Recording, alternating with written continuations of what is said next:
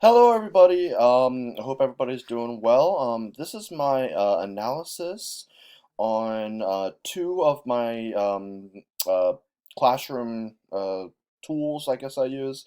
One is a PowerPoint, and the other is a website. Um, as based on the accessibility guidelines and Chapter 8 supporting learners with special needs. So that's what I was basing both of my analyses on. So I'm going to start first here with my web page. So this web page I actually created in Google Sites. It is for a Connects club that I run, and I shoot this out to basically a bunch of all of my classes, and they to try and spark interest. And it's also in a newsletter that I send home to the families. Um, Basically what this is for, it's for I run a Connects club, an after-school Connects club where we eventually compete for a championship within the IU system. At the end of the year, they have a technological design that they have to compete with, only using Connects. So basically, this gives information about the club and kind of information on how to join and stuff. So, first off, I thought was talking about I think this came from chapter 8. They talked a lot about having a nice clean look with contrast and colors. I think a lot of that works pretty well with the purple on white and the white with the purple and black. That does work well. But what I actually don't think I like is the whole Muhlenberg Connects Club with the Kinect's background. I do think it's kind of messy, and honestly, when I look at it, it's kind of hard for me to really pick out what's going there. So if I were to redo this, I would definitely probably change that to something more simple and something that really jumps out. Because right now, it's I'm looking at it, and all of the Kinects in the background. While fitting is a bit of a mess and it's kind of an eyesore when I'm trying to read the Muhlenberg Connects Club heading up top there. With that being said, with the colors inversion, I would also like, I don't know if this is possible for me to do, but a nice color inversion mode that would make the dark, maybe make it more like a dark mode kind of feature. Maybe they could do that within their Chromebooks, but maybe have that. That would be good, better for some people. I know I kind of prefer a darker background. Also talking about like how this website works best. It would work best with Google Chrome. That is because one is a Google product, so definitely works better with Google Chrome. Now, the majority of my students do use Google Chromebooks, so they should be fairly compatible. But if they are working on some other kind of computer from home, it might be, and another browser, it might be a little bit more difficult. Um, so I'm just gonna kind of move on here and kind of go over everything here. This one's just kind of about like when the meetings are and kind of shows up pictures of the just pictures of the competition of the 2019 year. Just kind of give a little bit of a spark to it all. So what is Connects all about? I do go over and it has like written information that people with auditory problems could read. I also go over specific vocabulary to learn within these videos. I like how I have both written information and like audio and visual information here. All of these videos I did look through before I did this, and all of them do have captions available. So that is really nice, and that just kind of came these are just kind of YouTube videos that I thought were really good at describing what Connects is, describing what a design challenge is and stuff for kids and the families to really know what's about. One thing I thought that would be good for this page would be to add some more personal touch of me doing a video kind of like I'm doing now, where I would basically go over all this stuff for everybody. That would really help those audiovisual people out and just kind of give a more personal touch as well. and also include captions and this written information for those kinds of people who prefer to read and who can't hear as well. Um, One thing that I did make sure I put down here. So I go over a bunch of things, events, what the event's like. Another thing where I could go over and better with a more of the video, a custom video that I can make. The support materials are just things that the students have used in the past and what things look like. And then photos of the competition in the past. One thing, so this over here, I have different sites that the students can use that support STEM. This link has broken, or I think it still takes you to the link, but I don't really like the way that looks, so I think I would like to change that up and make it more presentable and less messy. All of this stuff is very messy, I think, and so I think it would help those people who really like a nice clean slate and who like that organization for this page to be cleaned up a bit and be more presentable. I I do like that I do have all of the descriptions that students can then read.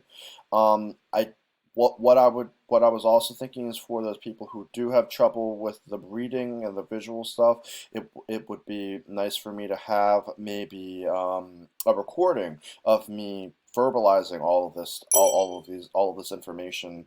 Maybe just a button that they can press where it basically reads it for them.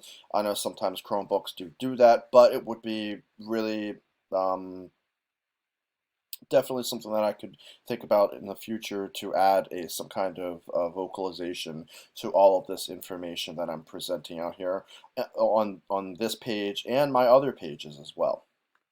So I think overall I do like it. There are a few things that I think that I could change that I think would really stand out and make this really accessible for everyone. I think it's fairly accessible now, especially if you're using a Chromebook. Um, but definitely there are specific things where I can just expand and make it a little bit more accessible. Now I wanted to go over my PowerPoints. So this is a PowerPoint that I have presented in this class before. It is the next big project that I have been kind of working on. It is a biomimicry design challenge. Right off the bat, there is kind of a contrast here, but kind of just like my Connects background, this is very messy. Apparently, I like very elaborate backgrounds when I'm doing this stuff.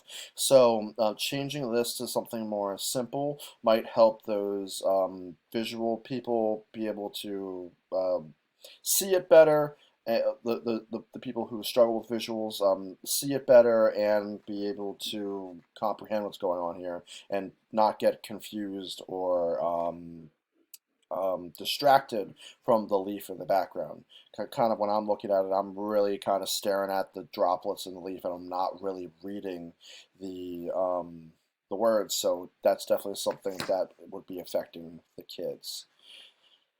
Um, I think one thing as I'm just gonna scroll through here. One thing that I am seeing for all the visual designers, and it's not very cohesive, and this is something that would affect me as well. So I don't know why I did it like this. I maybe it was just over the years, just things got a little got changed up and last minute, and I didn't think through it. But I don't like how I have like green here, green on black here. Then I have green on black, it's underlined. And then I have red here. So I don't know why I'm like switching up the colors. It is confusing. It confuses me. Um, so like I think it would be a lot better if we had like more cohesion with all of that stuff going through and a pattern that they could easily follow to help them understand the content and focus on the content and not the switching designs and patterns and stuff. Um, Going back to this one, this is a very written presentation. Now, the intent would be for me to basically go over this synchronously with the kids, but to make this more accessible to those asynchronous students, adding either a video that would be kind of like this, a screencast of me going through the presentation would be nice for those people. Also, I think this presentation is lacking more audio visual aspects. So I think of a video that would summarize a quick video that would summarize biomimicry that would be embedded into this slide. I think would be really would really benefit this slide and make it a little bit more accessible and a little bit more entertaining for all of those kids. Um, So, kind of like what I went before, I think it is kind of a little messy. Pictures are just kind of bouncing everywhere. Velcro, it has no words, where this one has a bunch of words. Maybe more cohesion and answers for this would be better and more identifiable. The last one would be identify problem. This is very written out, so I think adding an audio aspect from like from what chapter 8 says, adding audio aspects to a fully written out slide may add some extra accessibility to students who can't really see and read that well, and who need that extra verbalization to understand what's going on. And this is something that also could be benefited from a video or a screencast of me going over it as well. So that is kind of where I saw myself lacking, and this one I definitely would say would be my worst one. I don't think this is a very cohesive PowerPoint presentation, and I think this one really needs to be worked for accessibility. I do think my web page is a little bit better in cohesiveness and all around structure, and I think it's fairly visually appealing and accessible for a lot of people. Now, there's of course a couple things that I think would allow it to be like extremely accessible by adding audio-visual aspects, verbalization, and things like that as well. So that is my analysis of my two classroom tools. If you have anything else that you would like to add, that would be great. I would love to hear what you guys are thinking about. And just hope you have a good day. Thank you so much. Bye bye.